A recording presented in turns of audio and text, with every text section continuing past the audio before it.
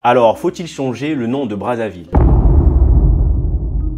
Cette question mérite une réponse claire, mais ce n'est pas aussi simple que ça. Brazzaville tient son nom de l'ancien colonisateur Pierre Savorgnan de Brazza qui a œuvré pour la France. Ce nom a été attribué à cette région environ 1910-1911. Pierre Savorgnan de Brazza, comme tout le monde le sait, un colonisateur, l'homme qui a martyrisé le peuple, un grand violeur des Tékos. Quoi de mieux que lui donner la capitale comme nom pour honorer cet homme qui visiblement à cette époque était perçu comme un grand homme. Aujourd'hui, nous allons parler de cette vidéo qui est importante, mais avant de rentrer dans le vif du sujet, si vous venez de découvrir la chaîne Terre Noire, sachez qu'ici on parle d'Afrique, on parle de noir, de tous les sujets qui tournent autour de l'africanité. Si ce genre de vidéo vous intéresse, n'hésitez pas les amis à vous abonner à la chaîne, ça nous permet de nous faire connaître un peu plus dans la communauté.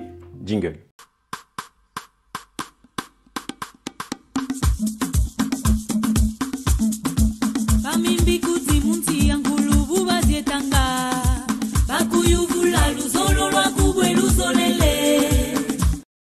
Alors, avant qu'on rentre rapidement dans le sujet, petite information importante pour des personnes avec un bon cœur pour comprendre un projet que je vais présenter assez rapidement. Depuis le 8 mars dernier, il y a un centre de lecture publique et d'animation culturelle qui a ouvert ses portes au Burkina Faso, et plus précisément à Sabou. Sabou qui est situé à environ 1h30 de Ouagadougou. Ce centre a été conçu en voûte nubienne et a pour objectif de transmettre des connaissances, des savoirs à la jeunesse en mettant à disposition des jeux, des livres axés sur l'histoire de l'Afrique et de manière générale sur l'histoire du monde. En lien avec la commune, bien entendu, une convention a été signée permettant de mener à bien d'autres projets tels que un espace informatique et un jardin extérieur pour les enfants. Et donc ceux qui souhaitent aujourd'hui s'inscrire à ce projet collectif justement à travers des dons, vous avez la possibilité aujourd'hui de pouvoir, via le lien que vous allez voir en description, pouvoir contacter directement les organismes pour essayer de savoir ce que vous pouvez faire pour leur aider. Il y a aussi la notion des collectes de livres, que ce soit des jeux, tout est en tout cas les bienvenus. Donc les contacts sont en description pour soutenir ce genre de projet, ce genre d'initiative, pour former nos futurs Africains de demain. Revenons à notre sujet. Alors il est évident qu'il n'est pas aussi simple que ça de pouvoir donner à cette région, donc cette zone de Brazzaville, le nom de Mfwa, qui est très souvent utilisé. Parce que, en réalité, lorsque vous regardez la notion de Mfwa, personne aujourd'hui ne peut attester que Mfwa représentait toute cette localité qu'on appelle Brazzaville aujourd'hui. C'est simplement là où Monsieur de Brazza avait posé donc son poste, qu'il a appelé donc le poste de Mfwa. Est-ce que cela voudrait dire que toute la zone qui est appelée Brazzaville aujourd'hui est considérée comme tout ce qui était considéré Mfwa comme à l'époque? Parce qu'il y a déjà des thèses qui disent qu'effectivement il y aurait d'autres villages qui étaient déjà à proximité. Mais une chose est importante à rappeler, vous devez savoir que Brazzaville n'est pas la seule ville aujourd'hui qui a été nommé par le colon. Il y a énormément de villes en République du Congo qui avaient des noms différents. Même Owando avait un autre nom avant. Vous avez par exemple la ville de Dolisie aussi qui est très connue. La ville de Dolisie, pareil. C'était monsieur Albert Dolisie qui avait créé cette ville et on attribuait donc à cette ville le nom de Dolisie. Même à celles et ceux qui pensent que le nom de Lubomo est le vrai nom de Dolisie, ce n'est pas vraiment ça en réalité. Puisqu'il y a d'abord eu Dolisie, ensuite ils ont appelé Lubomo et ils ont réappelé Dolisie. Vous avez par exemple le cas aussi de la ville de Pointe-Noire. Pointe-Noire qui est une découverte des Portugais. Quand je dis découverte, c'est-à-dire que dans leur texte, dans leur invention, ils disent qu'ils ont découvert ce qu'on appelle un Punta Negra, qui voulait donc dire Pointe Noire aujourd'hui, qui a été traduite en français. Vous voyez bien que Pointe Noire a simplement été la traduction que les colons français ont fait de ce qu'avaient déjà écrit les Portugais. Il est vrai que compte tenu de l'histoire, un enfoiré comme monsieur Pierre Savorgnan de Brazza, vous me pardonnerez le terme, mais je ne trouve pas quelque chose d'approprié à cet homme, qu'on lui donne la capitale quand même de la République, son nom, je trouve que c'est un problème. C'est un problème fondamental et qu'on garde surtout ce nom aujourd'hui, c'est un problème fondamental quand même parce que c'est quand même l'identité de la nation. Mais vous savez, en République du Congo, les gens ne se posent pas ce genre de questions parce que ce n'est pas ce qui leur préoccupe. Au Congo, ce qui préoccupe généralement nos responsables, c'est d'abord comment faire pour pouvoir s'accaparer le maximum d'argent et donc pouvoir s'accaparer un maximum de pouvoir en réalité. Il y a même un mémorial donc à Brazzaville qui s'appelle aujourd'hui le mémorial Pierre Savorgnan de Brazza. J'avais déjà fait une vidéo à ce sujet, au sujet du mémorial, et d'ailleurs que je signale qui est le seul mémorial qui existe aujourd'hui en République du Congo. Waouh!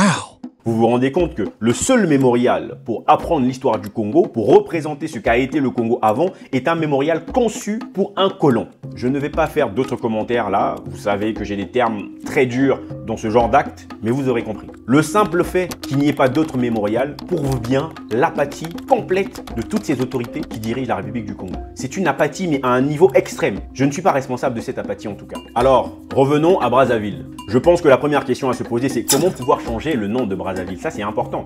Dans quel but doit-on changer ce nom? Quel est l'intérêt en réalité? Et surtout, quel est le nom qu'il faut donner? Il y a certaines personnes aujourd'hui qui disent que Brazzaville est censé s'appeler Mavula. D'autres disent que c'est Mfwa. Alors je rappelle que Mavula veut simplement dire ville. C'est-à-dire que donc la notion de Mavula a existé qu'à partir du moment où on a différencié les villes des villages. Donc Mavula déjà pour moi c'est disqualifié. Bien entendu, ce qui est très répandu c'est le terme Mfwa, où on disait que justement Mfwa qui est censé être une localité qui appartenait donc au royaume Téké, hein, le fameux royaume. Mais il y a un problème à tout ça. Vous savez, dans l'histoire du Congo, il y a toujours plusieurs thèses. D'abord, pourquoi? Parce qu'il y a un manque de recherche historique. Nous n'avons pas aujourd'hui des organisations politiques qui ont créé des structures pour réécrire en tout cas ou pour faire des recherches sur l'histoire du Congo. Et ça, c'est quelque chose de problématique. Nous ne pouvons pas construire une nation sérieuse lorsque nous ne donnons pas d'importance à ce qu'est notre histoire. Nous avons sur la plupart des sujets du Congo, de notre histoire, des thèses farfelues, tellement il y a des thèses de gauche à droite. Beaucoup de gens disent que cette région doit s'appeler Mfwa en se basant de rien du tout, simplement parce qu'ils ont entendu et que ça a été répété. Mais ça ne veut pas nécessairement dire que cette région est censée s'appeler Mfwa au départ.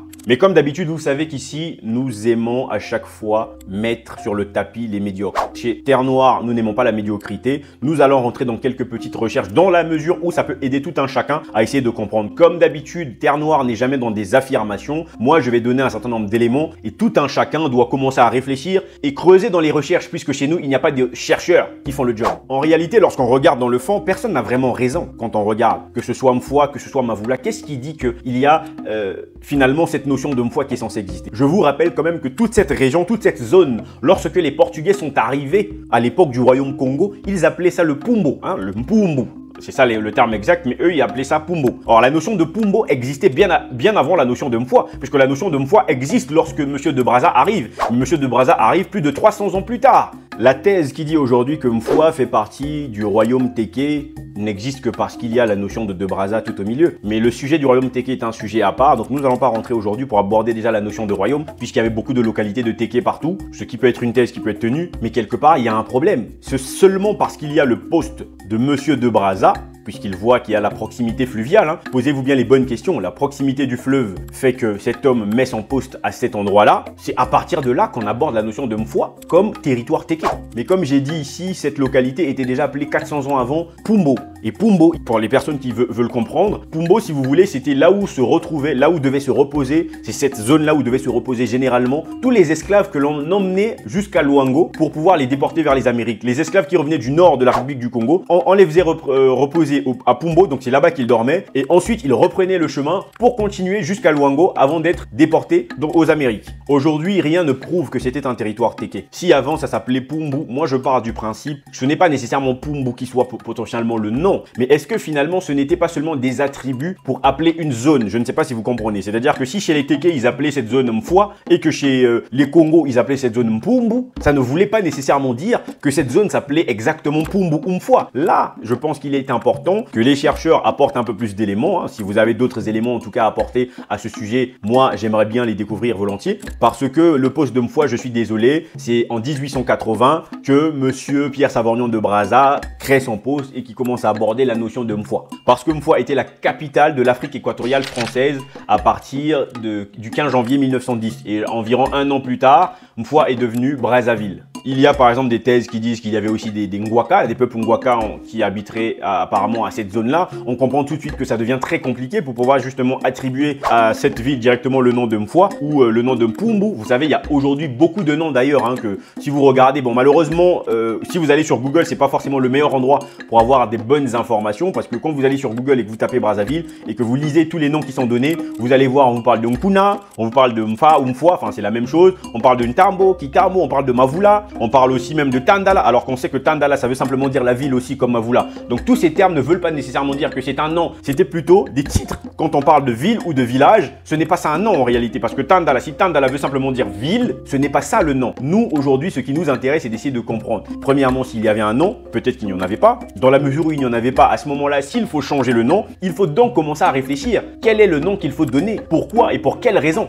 Donc c'est bien de vouloir changer de nom, mais une chose est sûre, vous ne devez pas ajouter une bêtise sur une bêtise. Parce que très souvent, on est parfois dans un fantasme de raconter des choses de gauche à droite. Partons du principe que ce n'est pas parce qu'un nom a été donné que c'est simplement ça la réalité. Et moi, je poserais même une question qui est beaucoup plus difficile. Vous savez, chez Terre Noire, on est toujours dans la réflexion.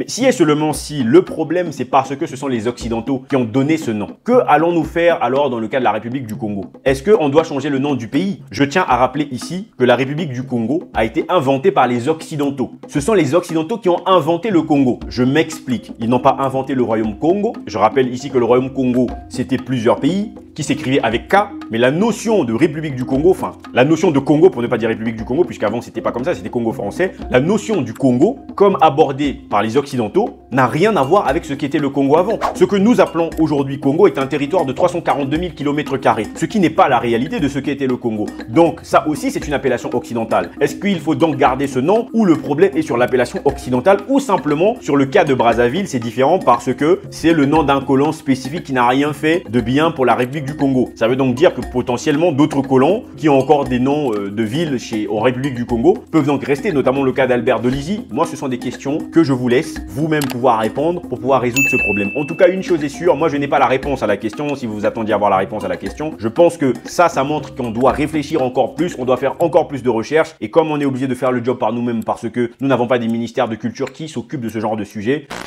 en tout cas, moi je vous dis à très bientôt dans une prochaine vidéo. Dites-moi en commentaire ce que vous pensez de celle-ci, je me ferai le plaisir de lire et de vous répondre. On se dit à très bientôt. Imen.